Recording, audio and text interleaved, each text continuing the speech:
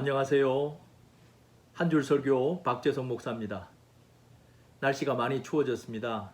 여러분들 어디에 계시든지 따뜻하고 건강하시기를 기원합니다. 오늘 한 줄 설교 본문은 로마서 8장 26절입니다. 제가 봉독하겠습니다.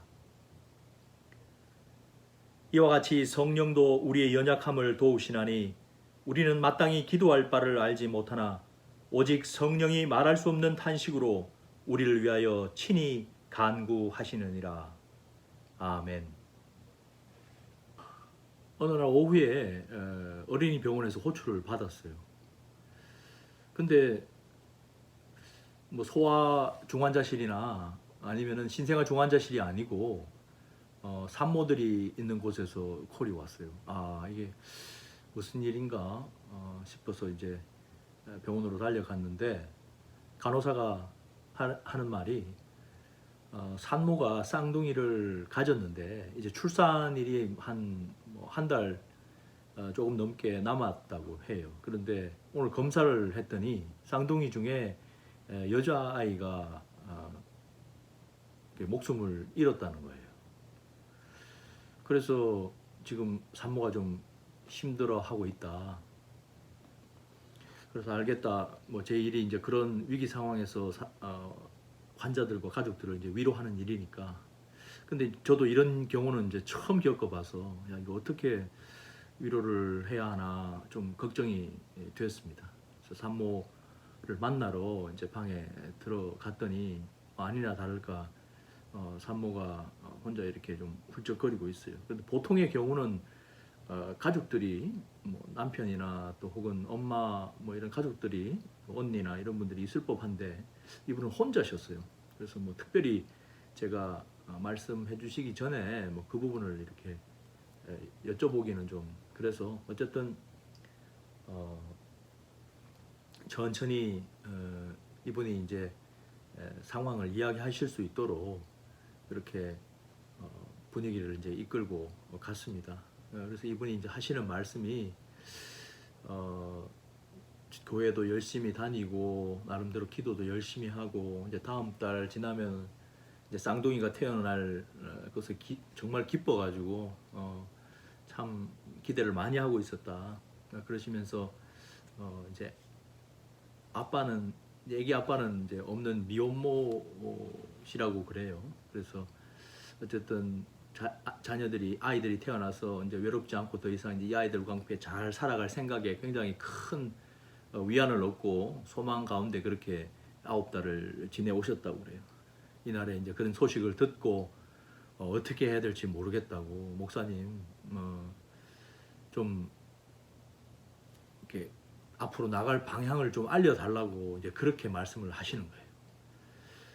사실 저도 이런 경우는 처음 겪어봐서 어떻게 이제 영적으로 가이드를 해드려야 되는가 저도 굉장히 좀 마음이 먹먹하고 답답하고 일단은 제 스스로 제 마음을 좀 이렇게 가다듬어야 되는 시간이 좀 필요했어요. 그래서 자매님 일단 우리가 한번 기도를 하고 그렇게 이제 말씀을 좀 더 나눕시다 하면서 이제 제가 기도를 시작했지요. 그때 이제 제가 오늘 이 말씀 인용하면서 기도를 했습니다. 그리고 정말 지혜를 달라고 기도했고 무엇보다도 이 어머니가 이 산모가 겪어야 될 이 한 달 동안을 뭐 의학적인 어떤 이유 때문에 한 달 동안을 이게 더 기다려야 된다는 거예요. 출산을 위해서. 그래서 한 달간 정말 지금 생각해도 마음이 그런데요. 이 살아있는 아이와 죽은 아이를 동시에 이렇게 태중에 품고 한 달을 더 기다려야 한다. 그래서 지혜를 주시고 또 용기를 주셔서 견딜 수 있는 그런 은혜를 달라고 그렇게 이제 기도를 했습니다. 그러고 나서 이제 말씀을 쭉 나누는데 이 산모가 하시는 말씀이 자기도 잘 모르겠다고 그래요. 사실은 왜 하나님이 이런 일을 겪게 하시는지 자기도 잘 모르겠지만 그러나 배운 대로 그리고 믿음대로 저한테 주어진 이런 상황이니까 하나님께서 분명히 이 일들을 통해서 저희 당신에게 자기에게 이제 뭔가 말씀을 하시는 게 있을 거다. 이제 이렇게 이제 이야기를 하시는데 그럼에도 불구하고 눈물이 쉽게 멈추지 않더라고요.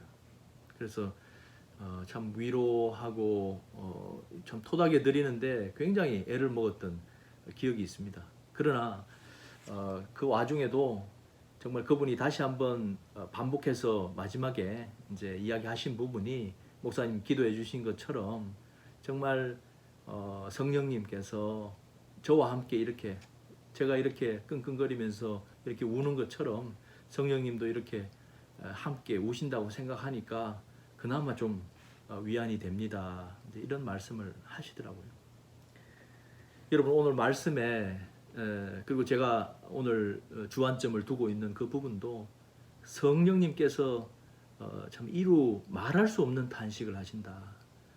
여러분 이 탄식이라는 이 말이 한숨을 쉬고 또 정말 어떻게 이럴 수가 있나 하는 이제 이런 그런 뜻 아닙니까, 그죠? 그런데 이 원어에서도 보면은 그 어원이 정말 이 끙끙 이렇게 앓는다 뭐 이런 뜻이라고 해요. 여기 참 여러분 상상이 되십니까? 하나님이신 성령님께서 이렇게 우리처럼 이렇게 끙끙 앓는 거. 나중에 이제 말도 안 나오는 거죠. 말도 안 나오는 상황. 그런 것처럼 정말 끙끙 앓으시면서 성부께 간구하신다는 이 사실 말입니다. 하나님의 말씀이 육신이 된 것도 정말 어마어마한 일인데 그 육신이 되신 그 예수님이 십자가에 못 박혀 죽으시고 고통을 당하심으로 말미암아 오늘날 저희들이 이렇게 구원을 이야기하고 또 다시 오실 그 주님을 이야기할 수 있는 그런 시간들을 우리가 가지게 되지 않았습니까? 정말 위기 상황에서 아무 생각도 나지 않고 아무 말도 할 수 없었던 그 상황에 정말 다행히 이 말씀이 떠올라서 저 개인적으로는 그 환자분을 위로할 수 있었습니다. 물론 하나님이 다 해놓으셨죠. 그분이 믿지 않는 분이셨다면 아마 저는 이 말씀을 꺼내질 못했을 겁니다. 그렇게 해서도 안 되고요. 어쨌든 그분은 정말 어렵고 힘든 그 상황에서 하나님의 어떤 도우심을 바라고 있었고 간구하고 있었고 정말 영적 가이드, 영적인 인도하심을 정말 바라고 있는 그 상황에서 정말 운 좋게 제가 그 자리에 가서 이 말씀을 기도를 통해서 하게 됐던 거죠. 한 줄 설교를 들으시는 우리 시청자 여러분, 믿음이 있으시면 있으신 대로, 그리고 믿음이 없으시거나 이제 믿음에 대해서 호기심을 가지시고 계시는 분들 정말 쉽지 않으실 거예요. 특별히 우리가 위기 상황에서, 그리고 이제 기도조차 힘이 없어서 기도조차 안 나오는 그래서 이제 신음소리밖에 들리지 않는 그런 상황에서 하나님의 말씀을 기억하는 것, 그리고 하나님의 은혜를 기억하는 일, 그거 쉽지 않습니다. 그리고 그런 상황에 계신 분들한테 너무 쉽게 성경의 말씀을 이야기하는 그것도 올바른 애도의 방법은 아닌 것 같아요. 하나님께서 하실 수 있도록 시간을 내어드리는 것, 그리고 곁을 지켜주는 것, 그리고 그 어려움 속에 계시는 분이 정말 나 좀 도와주세요.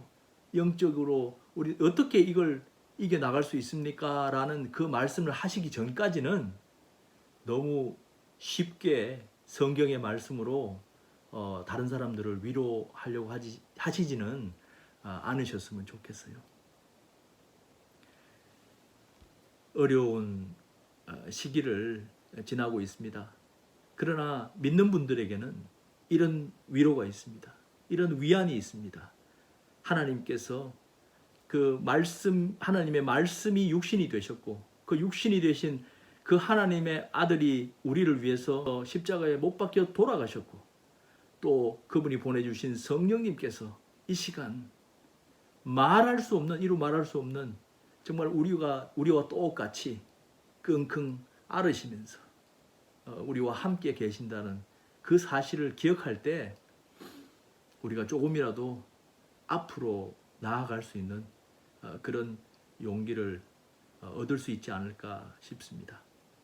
오늘도 이 말씀을 통해서 은혜 충만하게 받으시고, 먼저는 여러분들의 자신을 잘 돌보신 다음에 주변에 넘어져 있는 분들이 계시면 정말 조심스럽게, 그리고 그분들이 원하실 때에 이 말씀을 꼭 전하실 수 있는 여러분들이 되셨으면 좋겠습니다.